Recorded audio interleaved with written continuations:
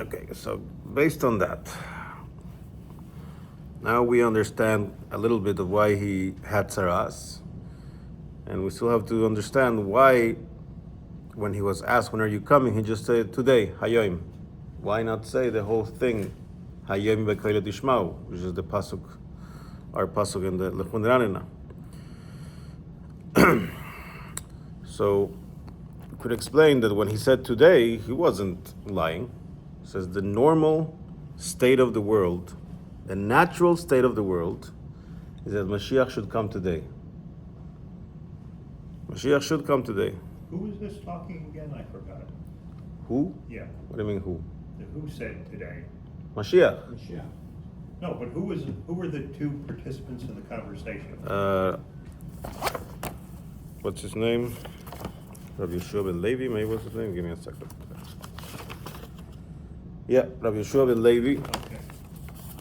He saw Eliyahu, says, when is Mashiach coming? He says, why don't you ask him? Mashiach said, hayoim. Found him at the gate. Came back. And Eliyahu was also Pinchas, or? Yes, but Okay. Pinchas is over. That was last week. I know, but I'm just trying to. Yes. And so when he said today, he wasn't lying, because the natural state of the world is that Mashiach should come today. The coming of Mashiach today, what date is today? July 7th. Coming of Mashiach today on July 7th, 2026 is not an extraordinary event. It should be a normal, it should happen. Because the world was created so that Mashiach should come. The whole objective is that Mashiach should come. So you ask him, when are you coming? He says, today. It didn't happen today? Okay, it was a tangential thing. It was an external thing that happened that somebody didn't do his job, and so I couldn't come today. But technically, why should I come? I should come today. Because the universe is pre-programmed for Mashiach to come. Yeah. It's just that we have to do our part. Yeah. You have to wear the right hat, do the right things, go to the doctor on the right day, which is Wednesday, and then maybe Mashiach would come. Okay. Now, if we go back to Lechu Neranena, there's another pasuk, which is pasuk 10.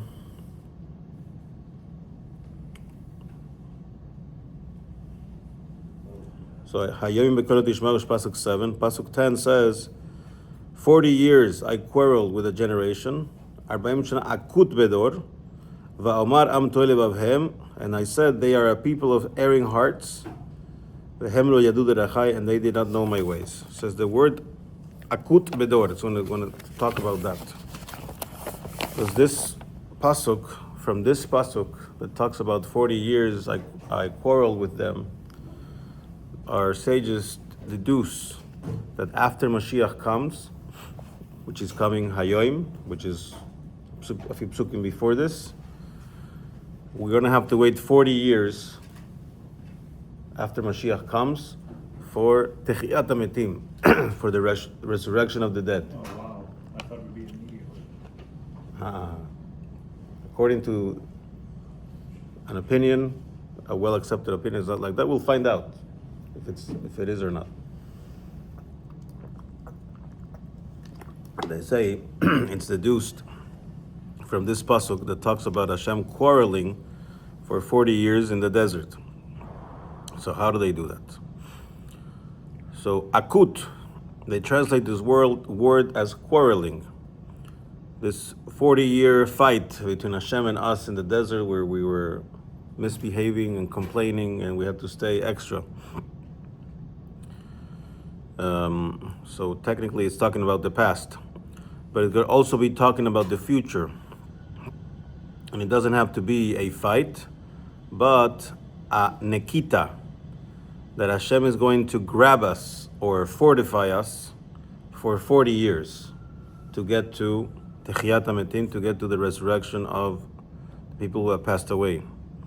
And the Maharal of Prague, Rav Yehuda Low, the great-great-grandfather of all the Chabad Rebbes and the great-great-great-grandson of David HaMelech, said that just like Moshe Rabbeinu led the Jewish people for 40 years in the desert, and then they came into the land of Israel, the promised land, the same way Mashiach is going to lead the Jewish people for 40 years. Until then, Hashem will bring us to the time of Techiyat HaMetim. I went to his grave. Who, Moshe? No, Oh, Rabbi Lowe. I think. Ah. It's in like Czechoslovakia. Prague. Czech Republic, right? Yeah, it was Prague. Depends when you went, it was a different country. Czech It Republic, was already Czech Republic. Czechia, they changed names. Yeah. Yes. And the Maharsha, which one of the commentaries says, if you read the Psukim, it's clear. It's talking about a future. Akut is talking about the future. So the Pasuk, the 7th Pasuk of the Lechu Neranena is talking about Hayoim. It's talking about Mashiach coming today. And hence, the 10th Pasuk has to be talking about after Mashiach. When after Mashiach? It's 40 years after Mashiach. 40 years. 40 years where we'll be getting ready for the second stage of the Messianic era, which is the stage of Techiyat HaMetim. Yeah? And why do we need 40 years?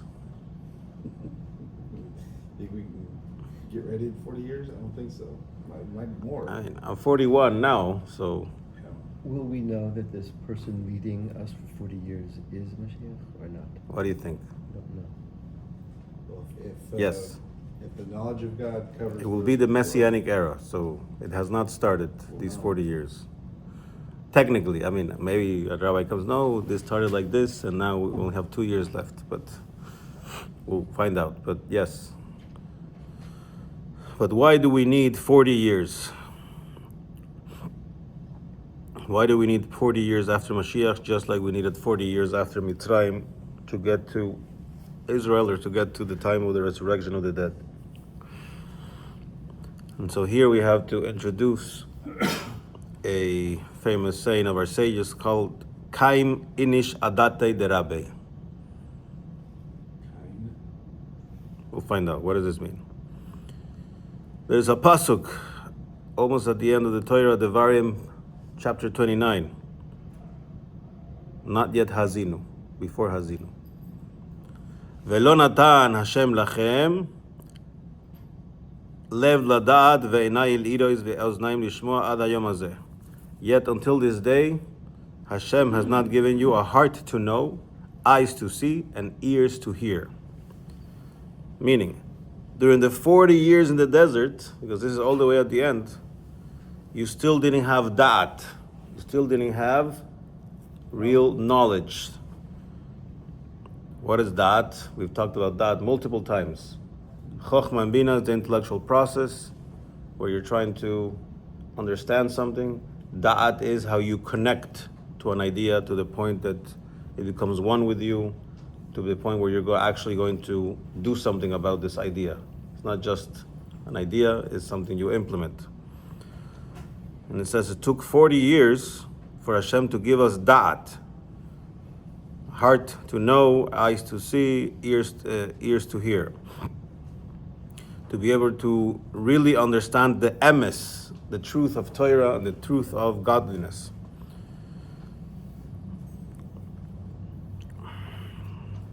So after these 40 years, right before we came into the land, Kaim Inish Adata de Rabbe. The person reaches the understanding of his rabbi, of his teacher. It takes 40 years to understand a teacher's teachings fully. To fully understand the teacher's teachings, it takes 40 years. So to truly understand godliness, we needed 40 years. Since we came out of Mitzrayim and we got the Torah, we needed 40 years to really understand what it all really meant. And this comes from a Gemara. Well, talk. I'll be deceased before I understand Yeah, everything. right. That's my problem. What's that? Are you 80? Are you 80 years old? Okay, 120 is the standard. Okay. Got a long way to go. Right. There's a Gemara in Avodah Zarah 5b that says, Amar Rabba, Rabba said, based on a whole discussion that I didn't bring, Shma Minei, learn from this, what?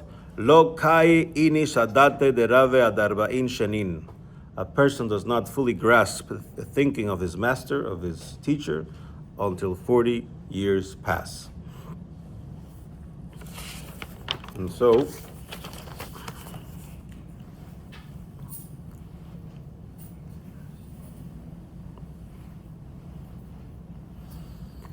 so, after this whole time passed, is that the people really understood the purpose of Torah and mitzvot. As well, the people really understood that their job here was to build a house for Hashem in this world, a dirah betachtonim, a house for Hashem here in the lowest worlds. And so on, where we start studying the Torah of Mashiach. Since Mashiach comes, we're going to start learning the secrets of the Torah. Although technically, a foretaste or a little taste of that is Chassidut, which has been revealed now for 200 years. So when the Torah of Mashiach, which is called Torah Chadasha Me'iti Teitze, a new Torah that's going to come out, a new dimension of the Torah is going to be revealed when Mashiach comes, it's going to take 40 years of us learning with Mashiach to understand really what he's talking about fully, to grasp what he's talking about fully. Yes? Okay. Didn't know that. What's the? Oh. We started late. I don't know what time I got it 6:35, so. Okay, 6:35. By my count, 8 minutes. I think by your count, 5 minutes. With this, we're going to go back. Oh, wow. I thought we had more. There's a whole story here that is just like an afterthought. Okay. With this, we're going to try to go back to the Ein Aroch. Pass me the siddur. That way you won't be able to read it, and I'll be able to read How it. do you know I don't have some backup? So if we go back to the Ein Aroch, which is right before Shema, at the end of the first big paragraph on Shabbos, page 204. Ein Aroch Lecha Hashem Elokeinu ba'olam hazeh. There is none comparable to you, Hashem our God, in this world. V'en sulatcha malkeinu lecha yeholam haba. And none apart from you, our King, in the life of the world to come. Efes biltecha goaleinu limot haMashiach. There is nothing without you, our Redeemer, in the days of Mashiach. V'endoim elecha moshi'enu litchiyat HaMetim. And there is none like you, our Deliverer, in the era of the resurrection of the dead. Yes? Hey, I can find it. So, if we go back to Ein Aroch, we have 4 phrases that point to 4 periods in time. You have Olam Hazeh, this world.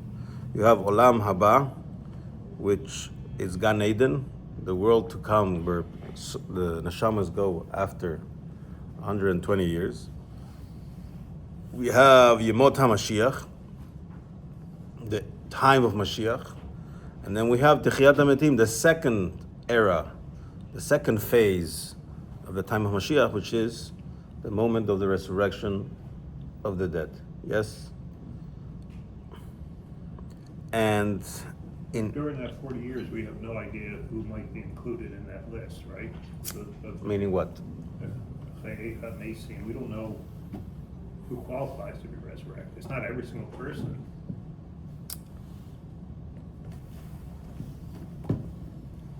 If we go to Perkei Avos, which this Shabbos we're going to go back to chapter 1, Perkei Avos. And right before Perkei Avos, we read a little Mishnah from Sanhedrin that says what? Kol Yisrael, Right. all Israel. Right. Yesh laim chelek lo'olam haba, have a share in the world to come, shenemar, as it stated, ve'am echulam tzadikim, etc. And there's a whole discussion. What does olam haba mean here? Because literally, when we just read this in Ein Aroch, when it says olam haba, we translated it basically as Gan Eden. Yeah. We translated it as where people who passed away, where their shamas go.